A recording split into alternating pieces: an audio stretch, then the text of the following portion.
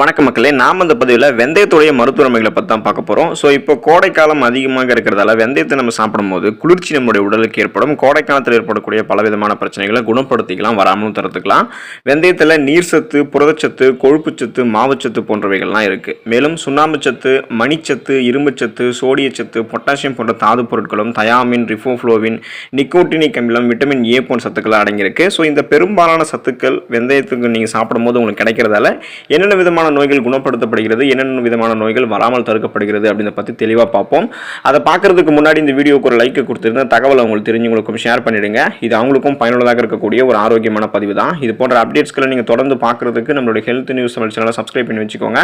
பக்கத்தில் இருக்கக்கூடிய பெல் பட்டனை கிளிக் பண்ணி ஆல் அப்படின்ற ஆப்ஷனையும் மறக்காம செட் பண்ணி வச்சுக்கிட்டீங்க அப்படின்னா நான் போடக்கூடிய எல்லா அப்டேட்ஸும் உங்களுக்கு நோட்டிஃபிகேஷன் அடிக்கடி வந்து சேரும். சரிவாங்க மக்களே, இப்போ வீடியோக்குள்ள போயிடலாம். வெந்தயத்தில் இருக்கக்கூடிய எண்ணெய் பசை தலைமுடிக்கு வளர்ச்சியையும் கருமை நிறத்தையும் கொடுக்குது. எனவே கூந்தல் தைலங்கள் தயாரிக்கிறதுல வெந்தயத்தை பயன்படுத்துறாங்க. வெந்தயத்திலிருந்து ஈத்தரை பயன்படுத்தி வாழை வடித்தல் முறையில் ஒரு வகை எண்ணெய் எடுக்கப்படுகிறது. இந்த எண்ணெய் சோப்பு தயாரிக்கிறதுலையும் சமையலையும் பயன்படுகிறது. மேலும் வெந்தயத்திலிருந்து ஒரு மணமுடைய எண்ணெய் எடுக்கப்படுகிறது. ஸோ ஸ்மெல் இருக்கக்கூடிய எண்ணெய் அது ஸோ அதுதான் ஃப்ரெக்ரன்ஸ் தயாரிக்கிறாங்க. சென்ட், மணப்பொருட்கள் எல்லாமே அதில் தான் தயாரிக்கப்படுகிறது. ஒரு வகை மஞ்சள் சாயம் இந்த வெந்தயத்திலிருந்து தயாரிக்கப்பட்டு துணிகளுக்கு வண்ணம் ஏற்றதுக்கு, மாத்திரைகளுக்கு வண்ணம் கொடுக்கறதுக்கெல்லாம் பயன்படுத்துறாங்க. வெந்தயத்தை ஊற வச்சு எடுக்கப்படக்கூடிய பசை நூற்பு ஆலைகளிலும் அச்சு தூள்களிலும் பயன்படுகிறது. ஸோ இந்த அளவுக்கு வணிக நோக்கத்துடனும் வெந்தயம் நிறைய பயன்களை தருது. ஸோ நம்மளுடைய உடல் அமைப்புக்கு என்னென்ன பலன்கள் தருதுன்றது நம்ம பார்த்துருவோம். வெந்தயம் குளிர்ச்சியை உண்டாக்கும், நம்மளுடைய சிறுநீரை பெருக்கும், தோற்புத்தன்மை வெந்தயத்தில் இருக்கு. ஸோ வறட்சி அகற்றக்கூடிய தன்மை கொண்டதாக வெந்தயம் விளங்குது.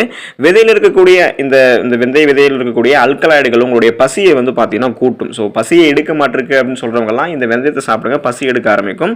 நரம்புகளை வெந்தயம் உங்களுக்கு பலப்படுத்தும். நரம்புகள் அப்புறம் பார்த்தீங்கன்னா இந்த வெந்தய கீரை உங்களுக்கு குளிர்ச்சியும் உண்டாக்கக்கூடிய தன்மையும் கொண்டிருக்கு. சித்த ஆயுர்வேத வைத்திய முறைகளில் வெந்தயம் சீதபேதி, மூல நோய் இது எல்லாத்தையுமே குணப்படுத்துறதுக்கு, முடி உதிர்தல், தோல் நோய், வாயு தொல்லையை போக்குறதுக்கும் பயன்படுத்தப்படுகிறது. எண்ணெயாக இது எப்படி யூஸ் பண்றாங்க அப்படின்னா கரைப்பானாக யூஸ் பண்றாங்க, லேகியமாக யூஸ் பண்றாங்க, பொடியாக பயன்படுத்துறாங்க. யுனானி மருத்துவ முறையில் சளியை நீக்கிறதுக்கும் மூல நோயை தீர்க்கிறதுக்கும் வெந்தயம் பயன்படுத்தப்படுகிறது. வெந்தயத்தை நீங்க வறுத்து நீர் விட்டு காய்ச்சி தேன் சேர்த்து சாப்பிட்டு வந்தீங்கன்னா வயிற்று கடுப்பு உங்களுக்கு தீரும். திடீரென ஏற்படக்கூடிய வயிற்று வலிக்கு வெந்தயத்தை நீங்க நெய்யில் வறுத்து பொடியாக்கி மோர்ல கலந்து குடிச்சீங்கன்னா அந்த ப்ராப்ளம் உங்களுக்கு தீரும். 20 கிராம் வெந்தயத்தை நீங்க வறுத்து இடித்து 50 கிராம் வெல்லம் சேர்த்து பிசைஞ்சு ஒரு நாள் 4 முறை நீங்க சாப்பிட்டீங்கன்னா சீதபேதி உங்களுக்கு இருக்கும். சிறிதளவு வெந்தயத்தை நீங்க மோர்ல ஊற வச்சு அரைச்சி மோர்ல கலக்கி நீங்க குடிக்கணும். ஸோ அது உங்களுக்கு குணமாயிடும். வெந்தயத்தை நீங்க இளநீர்ல ஊற வச்சு அரைச்சு குடிக்க சீதபேதி கடுப்பு உங்களுக்கு தீரும். வெந்தயத்தை நீங்க வாழைப்பழத்துக்குள்ள வச்சு மூடிட்டு இரவு பனியில வச்சு காலையில 3 நாட்கள் நீங்க அந்த மாதிரி தொடர்ந்து சாப்பிட்டீங்கன்னா சீதபேதி உங்களுக்கு குணமாகும். ஸோ இதெல்லாமே பாட்டி வைத்திய முறைகளை வெந்தயத்தை பயன்படுத்தக்கூடிய முறை. மோர்ல வெந்தயத்தை ஊற வைத்து காலையில வெறும் வயிற்றுல சாப்பிட்டோம் அப்படின்னா வாயு, பொறுமெல்லாம் நமக்கு நீங்கும். வெந்தயம், கடுகு, பெருங்காயம், மஞ்சள், இந்துப்பூ இது எல்லாத்தையுமே சம அளவை எடுத்து நெய் வறுத்து பொடியாக்கி உணவோடு நம்ம சாப்பிட்டோம் அப்படின்னா வயிற்று வலி தீரும். 5 கிராம் வெந்தயம், பூண்டு, பெருங்காயம், முருங்கை ஈர்க்கு இலைகளை எடுத்து நீர் சேர்த்து அரைத்து நீரை வடிகட்டி 3 வேளை 1 ounce வீதம் நம்ம குடிச்சோம் அப்படின்னா வயிற்று கடுப்பு தீரும். இரவுல வெந்தயத்தை தயிரில் ஊற வச்சுட்டு காலையில அரைத்து சிறிதளவு தேன் சேர்த்து நம்ம சாப்பிட்டோம் அப்படின்னா வயிற்றுப்போக்கு தீரும். வெந்தயத்தை நீராகரத்தில் ஊற வச்சு இரவுல படுக்கிறதுக்கு முன்னாடி நம்ம சாப்பிடணும். ஸோ 20 கிராம் வெந்தயம், 50 கிராம் வெங்காயம் இது ரெண்டுத்தையுமே அரைச்சி லிட்டர், அதாவது பார்த்தீங்கன்னா விளக்கெண்ணெயில் நீங்கள் காய்க்கணும். ஸோ 1/2 லிட்டர் விளக்கெண்ணெயில் அதை நீங்கள் காய வச்சு வடிகட்டி பாலில் அரை கரண்டி எண்ணெய் விட்டு காலையில் 20 நாட்கள் தொடர்ந்து நீங்கள் குடிச்சிங்க அப்படின்னா கனை சூடு உங்களுக்கு தீரும் அப்படின்றது பாட்டி வைத்திய முறையில் சொல்லப்பட்டிருக்கு. 100 கிராம் வெந்தயத்தை நீங்கள் வறுத்து பொடியாக்கி 200 கிராம் சர்க்கரை சேர்த்து பெண்கள் சாப்பிட்டீங்க அப்படின்னா அவங்களுக்கு ஏற்படக்கூடிய மாதவிடாய் சமயத்தில் ஏற்படக்கூடிய வயிற்று வலி, இடுப்பு வலி எல்லாம் நீங்கும்.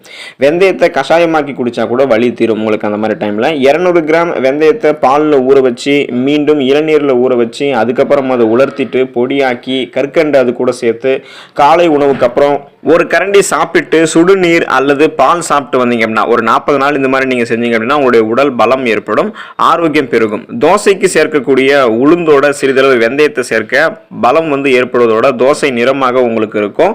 தேங்காய் எண்ணெயில வெந்தயம், கற்பூரத்தை போட்டு ஊற வச்சு தேய்ச்சி நீங்க குளிச்சிங்க அப்படின்னா பேன் பொடுகு உங்களுக்கு ஒளியும். ஸோ நீங்க தலையில தேய்த்து குளிக்கும் போது இந்த பேன் பொடுகு உங்களுக்கு ஒளியும். பாலில் ஊற வச்சு நீங்க வெந்தயத்தை அரைச்சி தேய்த்து குளிக்க பேன் பொடுகு உங்களுக்கு தீரும். வெந்தயம், பாசிப்பயிறு இதை நீங்க இரவு ஊற வச்சுட்டு காலையில் மிக்சியில் அரைத்து உங்களுடைய உடலில் நீங்கள் தேய்த்து குளிச்சிங்க அப்படின்னா கற்றாழை நாற்றம் வந்து உங்களுக்கு வந்து பார்த்தீங்கன்னா நீங்கும். ஸோ இதை நீங்கள் தலையில் தேய்த்து குளிக்க முடி உங்களுக்கு உதிராது, கண் வந்து உங்களுக்கு குளிர்ச்சி ஏற்படும், தலை சூடு நீங்கும், பேன் பொடுகு அரிப்பு இது எல்லாமே உங்களுக்கு நீங்கிடும். வெந்தயத்தை மாவாக்கி இனிப்பு சேர்த்து களி போல கிளறி உண்டு வந்தீங்க அப்படின்னா நோய்கள் உங்களுக்கு நீங்கும். உடல் சூட்டையும் வெந்தயம் உங்களுக்கு கட்டுப்படுத்தும். மேலும் ஊற வைத்த வெந்தயத்தை நீங்கள் வந்து பார்த்தீங்கன்னா அரைச்சி பருக்கள் இருக்கக்கூடிய இடத்துல நீங்கள் பூசினீங்க அப்படின்னா அந்த பரு மறையும். ஸோ உங்களுடைய மூத்தில் இருக்கக்கூடிய இந்த டார்க் சர்க்கிள்ஸ், பிம்பிள்ஸ் இது எல்லாமே உங்களுக்கு வந்து மறைஞ்சு போயிடும். ஸோ உங்களுடைய அழகு சார்ந்த வகைகளில் வந்து உங்களுடைய முகத்தங்களை நீங்கள் அழகுபடுத்திக்கிறதுக்கும் தோல் வகைகளில் சுருக்கம் இல்லாமல் வச்சுக்கிறதுக்கு கூட நீங்கள் வெந்தயத்தை வந்து பயன்படுத்தலாம். ஸோ நீங்கள் வெந்தயத்தை உணவாகவும் எடுத்துக்கலாம், அதை அரைச்சி நீங்கள் வந்து உங்களுடைய முகத்திலையும் பூசலாம். உங்களுடைய கரும்புள்ளிகள், பிம்பிள்ஸ் எல்லாமே மறையும். ஸோ உங்களுடைய உடல் நலத்தை வந்து பார்த்தீங்கன்னா முழுக்க பாதுகாக்கக்கூடிய, சருமத்திற்கு ஆரோக்கியம் தரக்கூடிய, அது கூடவே சேர்த்து உடல் ஆரோக்கியத்தையும் பாதுகாக்கக்கூடிய நிறைய மருத்துவமைகளை வெந்தயம் கொடுப்பதால ஸோ இந்த கோடை காலத்தில் உங்களுடைய உடல் சூட்டை தணிக்கிறதுக்கு வெந்தயம் குறிப்பாக உதவிகரமாக இருக்கும். வெந்தயம் தொடர்ந்து எடுத்துக்கோங்க. அதில் இருக்கக்கூடிய மருத்துவமைகளை பெற்று ஆரோக்கியமாக இருங்க, நலமோடு வாழுங்க. நன்றி மக்களே.